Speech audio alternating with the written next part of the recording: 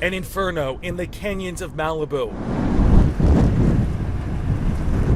Firefighters now battling what's being dubbed the Franklin Fire, which broke out last night around 11 p.m. local time near the picturesque Pepperdine University. The fire is starting to go on top of the mountain. It's heading down and stuff. We just decided to get off campus because we didn't want to risk anything. Look at this column of embers just erupting into the sky like that. It almost looks like a volcanic eruption.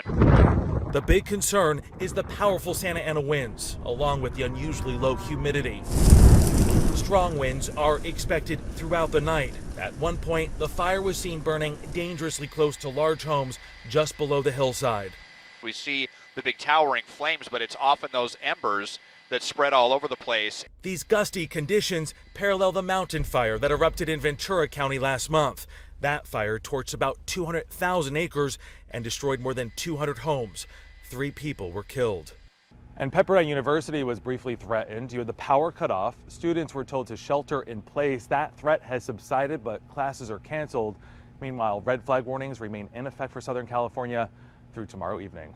Jonathan Vigliotti, CBS News, Malibu, California.